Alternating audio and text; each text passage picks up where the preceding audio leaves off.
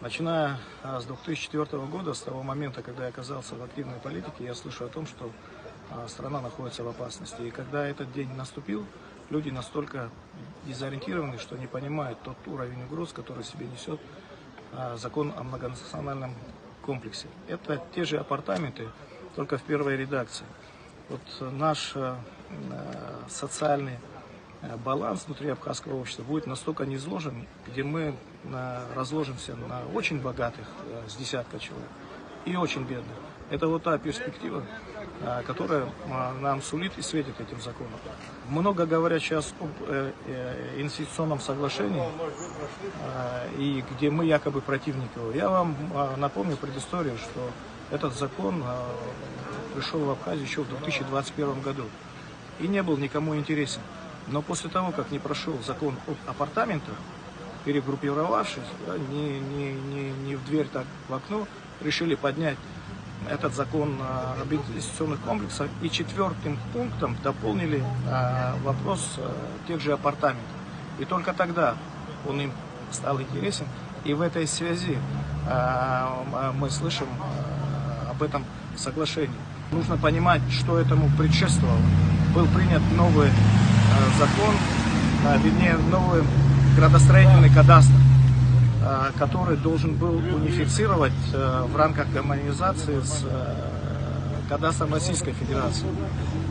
В действительности же мы не за основу взяли, а именно буквально слезали, приняли, скопировали азербайджанский градостроительный комплекс, где все права отдаются президенту. Это такая в чистом виде азиатчина, что только президент определяет, что строить, кому строить, как строить и как это должно выглядеть.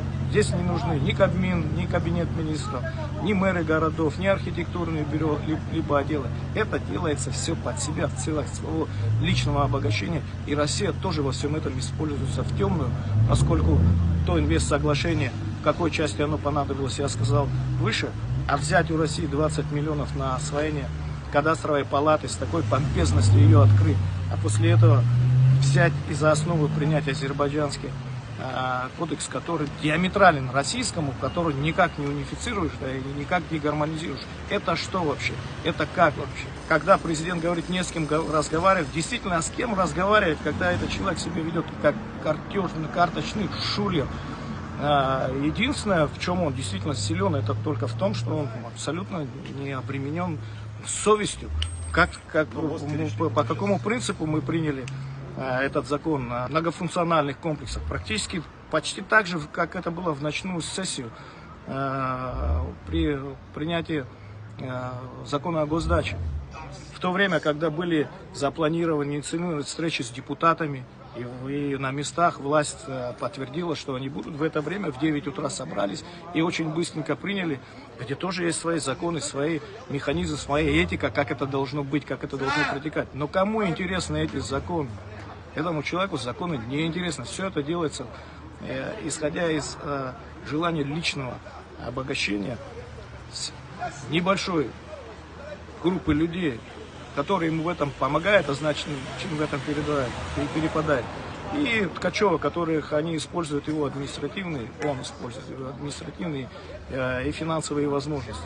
Следующим шагом для того, чтобы все это расслоение, социальное расслоение общества, которое он проводит здесь и сейчас, все это расслоение еще нужно утвердить. И следующим шагом это будет позволение Российской гвардии находиться в Абхазии и решать задачи по укреплению вот той власти олигархической, которую он строит. У нас сегодня происходит событие нулевых 90 в России. Сегодня становится понятным, сегодня себе отвечаю на вопросы, что произошло и происходит в Армении.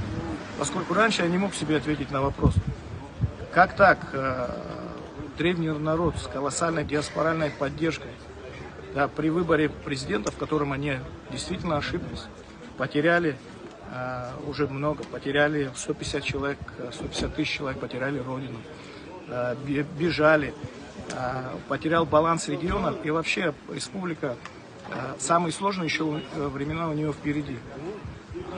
Один раз ошибиться может каждый, но его избрали второй раз в качестве премьер-министра, наделенными правами президента. Я не мог понять, как так, почему это происходит, когда все очевидно.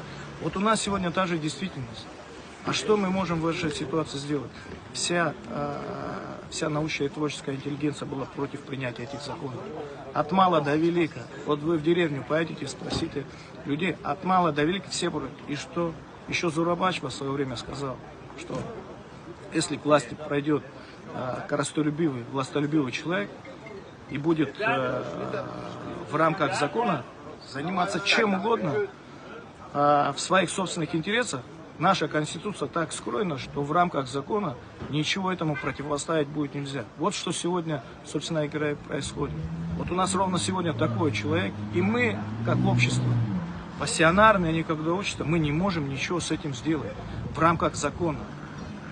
И все, что сегодня происходит здесь на мосту, это тоже в рамках бессилия, потому что принять это мы не можем. Не получится это у нас принять. И худшие времена у нас с таким президентом еще впереди.